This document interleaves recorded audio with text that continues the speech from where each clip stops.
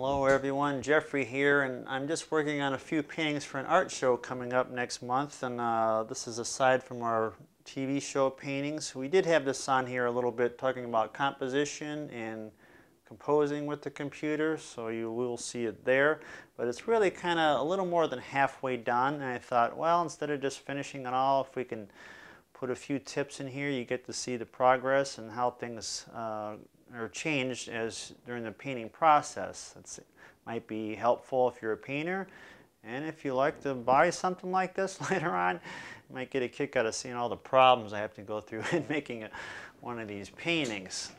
Anyway, you see here what I did. I'm starting to fill back in the sky in some areas. I matched the sky color. That's where it's very important to be a good color mixer. No matter what kind of style of painting you have to match your own colors. So I'm doing that. I just felt like this whole area is filled in a little too much. I'm going to play around with opening up some areas, put some more browns in there, and maybe some more sticks and things like that to add a little variety of colors. And what I'm going to do is just take a long brush, and because we have oil paints, I'm just going to paint right on here like drawing kind of the shape of the tree that I want. And then I can either continue and paint this out where I want the shape of the tree to be, or more likely I'll probably just take some sandpaper, this is 150 grit, and while I have that line drawn on there, I'm going to wipe out and sand out some of this and see if that works. I'm not sure how much trouble that will be, but this is on a smooth panel, so unlike canvas, I can do that. It's quicker for me just to sand through this dark color, get back to the lighter color of the material, and then that sky color will cover better. I don't want to be doing a lot of building up of paint because then it starts making it thick and it kind of ruins the smooth surface that this has. Canvas, I wouldn't worry about that so much. But the main thing that we're changing, I'm basically critiquing the painting now. I've had a break from it for a while. It's not finished. We're going to be putting fog in here, which I planned all along. There's going to be some horses and maybe a wagon. So we're going to play around where the sun will shine and where it won't. It's not going to be a real strong sun. This is kind of morning, and it's a very misty day. And I'm also changing kind of the mood of the piece. This is from my travels around southern Indiana. Here's our original picture, just on the roadside, driving around the country there. And that's the original thing, but the sky is washed out white, pretty boring. So I took some of my other photos and looked at those, and we thought we could make a little better sky. This is kind of closer to what I chose to do. We changed the clouds a little bit, but that gave me the idea of the fog and the pink. So we did that, combining different things. I'm also changing it more from an American kind of landscape to European. I just kind of had that feeling, and I just would like to do that personally, and it might be more marketable that way.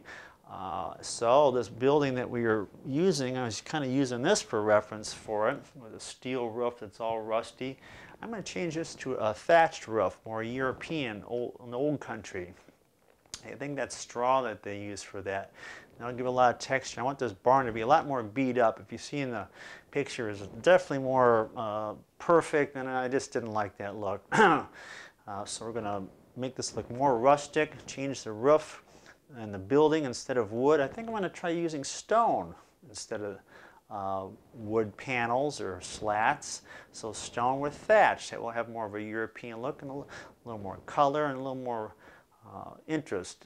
And then this here, I also thought of the idea of putting a big opening in the side of the barn. Some barns have that, I noticed, researching barns, and because of that, I was really wanting to play around with like the windows, and somehow you see sunlight going through there, and if I have a big opening, I can really show that a lot better. It might even have some sunlit hay on the floor in there. And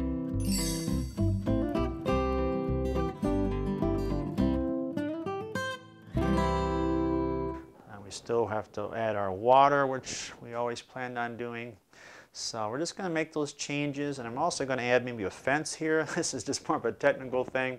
If you have horses out here, they're really not fenced in. Here's a fence, and that's enclosed, but they're out here, and they'd probably be running around all over the place. So just little things like that. It might add a little interest as well, having the wood slats for a fence there, so that doesn't hurt. So those are the major changes we're going to do to this. and we will see how it turns out. You really just don't know. You just have to try things, and you know, that's why we'll probably change things a couple times before it's finished. And let me know if you like it. If you have any questions, I'll probably have it for sale, the original, and we might even sell copies if I decide to invest in that. It's kind of an investment to make copies or prints for a painting, so I don't always do that. But this is basically helping part of our fundraising for the show. We're trying to raise the money for our distribution, which is thousands of dollars just for you know, 11 or 12 shows. And I have this painting will be available, prints, art on the website. So this is the cheapest we're ever going to have these things for sale, and it's kind of neat. You see a video of how something's made, so I'm hoping you know, that would be of interest to people that own the art. So we'll give this a try, and hopefully we'll make it better and not worse.